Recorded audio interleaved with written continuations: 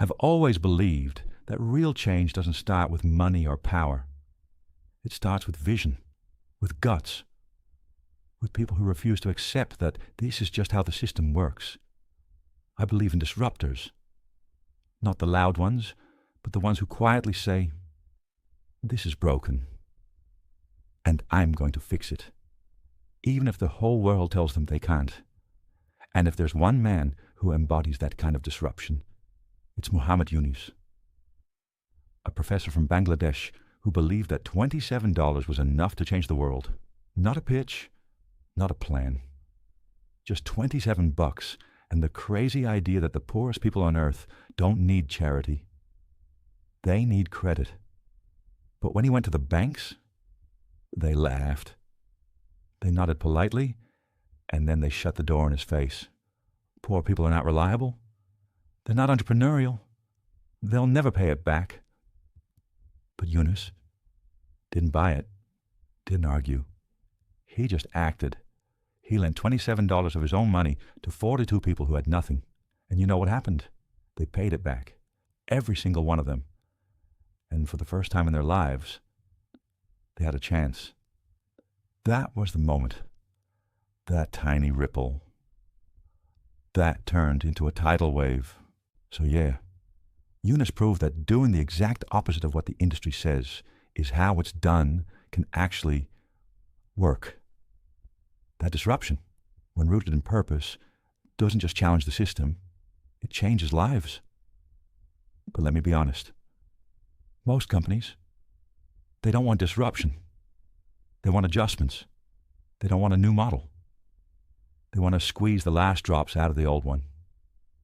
And that brings us here.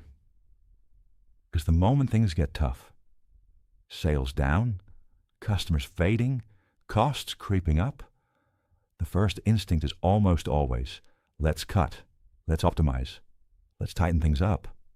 And listen, I've been in those boardrooms. I've heard it 100 times.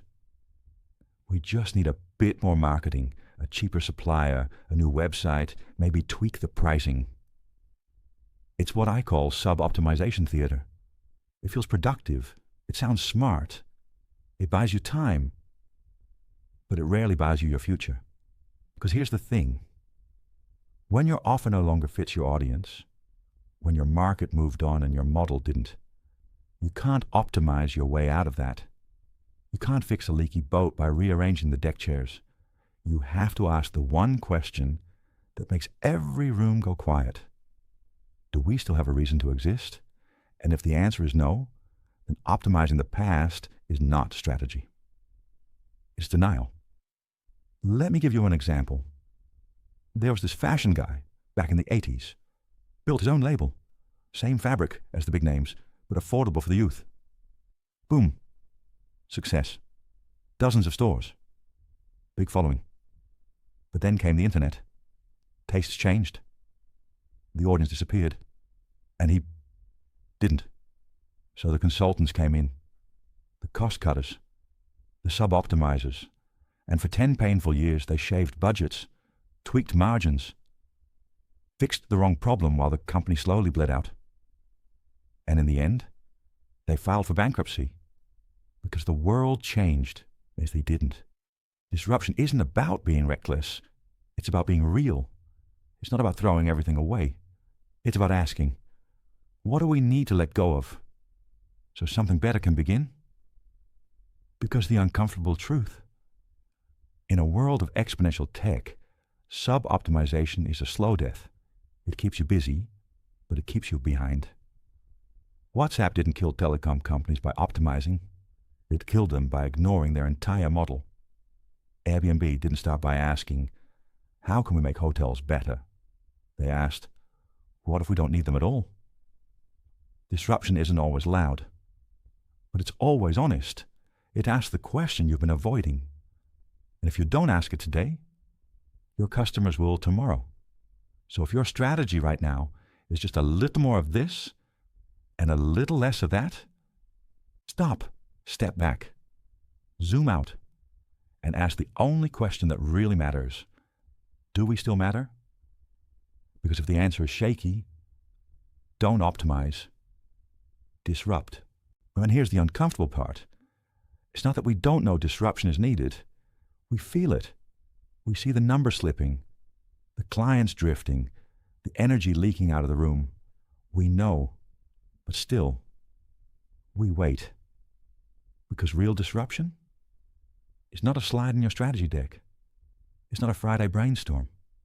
It's messy. It's personal. It threatens your identity, your ego, your role, maybe even your business model.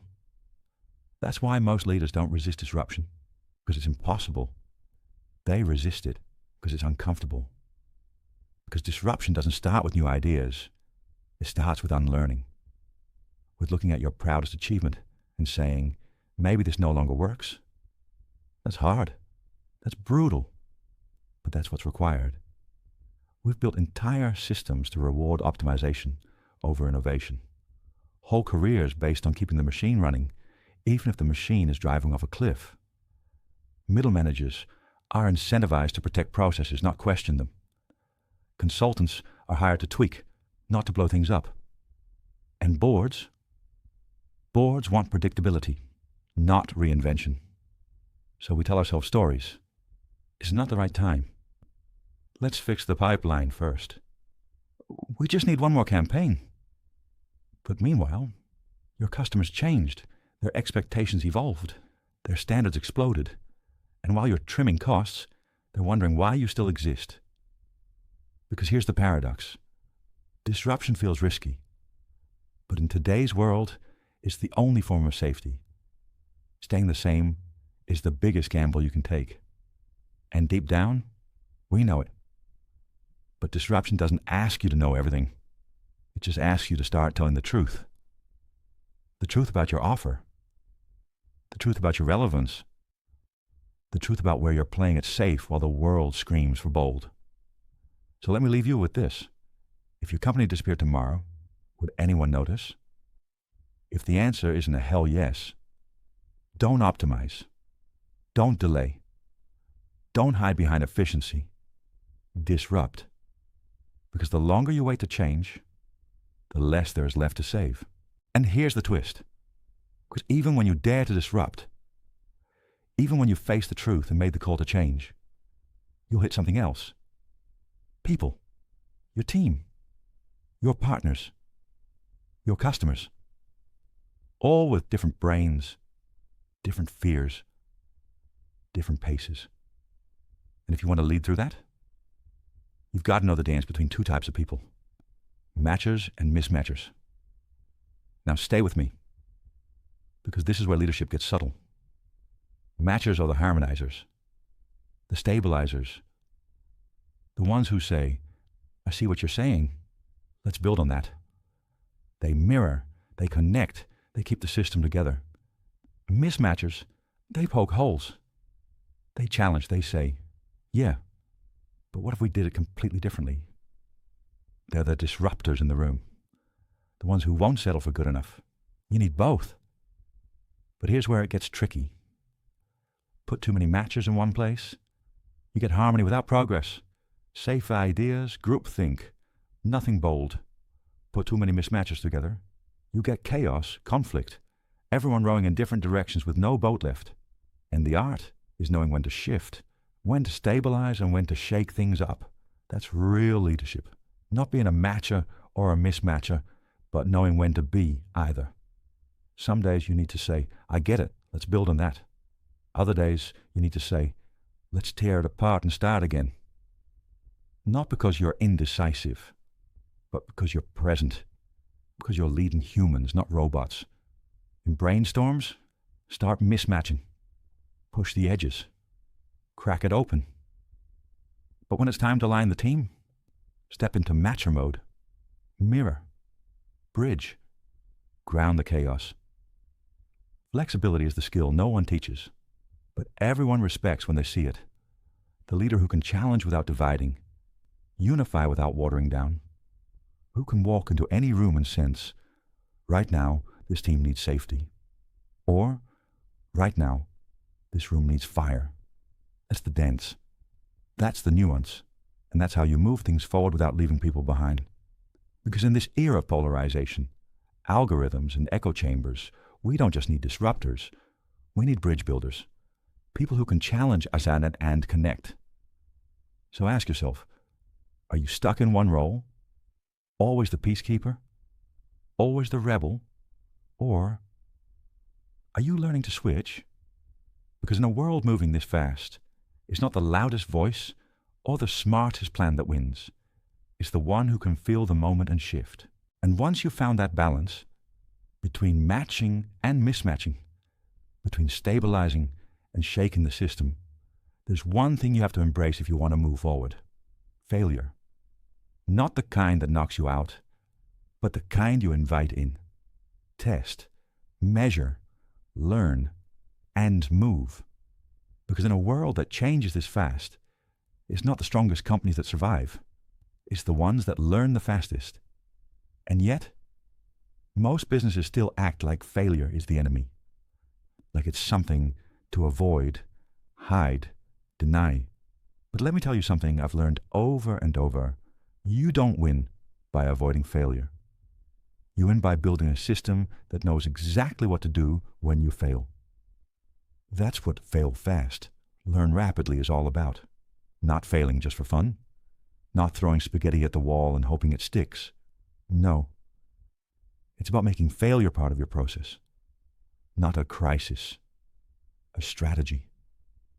The companies that thrive today, they don't wait for perfect. They launch messy. They test early. They gather feedback like oxygen. And they course correct before the world leaves them behind. That's why some of the biggest innovations, Gmail, Slack, Airbnb, even Amazon Prime, they didn't come from sitting in a room for 6 months perfecting the plan. They came from shipping something, watching what broke, and learning at the speed of reality. And yes, this takes guts. It takes a culture where trying something risky won't get you fired, where people aren't punished for being curious, where failure isn't shame. It's signal. It tells you what works, what doesn't, where the market is going, and how fast you need to move. And the real irony? The companies that are most afraid to fail usually fail the hardest because they'd never tried early enough, never learned soon enough, never let go of perfect long enough to actually build something great. So let me ask you this. If your team came to you tomorrow with an idea, half-baked, risky, scrappy, would you say, "We're not ready. Let's first analyze it to death"? Or would you say, "Test it, break it, show me what you learn"? That one moment can define your culture for years, because innovation isn't a department, it's a mindset, a rhythm, a way of building that says, launch, learn, level up, repeat. So, are you optimizing for predictability, or are you building for velocity? Because in this world, the cost of perfection is usually irrelevant. And just so we're clear, I'm not saying this because I've mastered it the full 100%. Far from it. Probably nobody will. I've clung to ideas too long. I've over-polished products that never saw daylight. I've said, we'll launch next week, while secretly tweaking for 3 more months. I've lost time, money, and sometimes motivation, because I thought I had to get it right the first time. But what I've learned, and keep learning, is that momentum beats perfection. Every time. So nowadays, whether I'm building something new, coaching an executive, a team, or mentoring a startup, I try to practice what I preach. Launch small, listen hard, change fast, and never fall in love with being right. Because at the end of the day, it's not about being flawless. It's about being in motion and staying just uncomfortable enough to keep growing. So if this hits something in you, if you've been sitting on that one idea, overthinking, overworking, overplanning, maybe this is your sign. Start ugly. Fail fast. Learn louder, or reach out and maybe I can help you.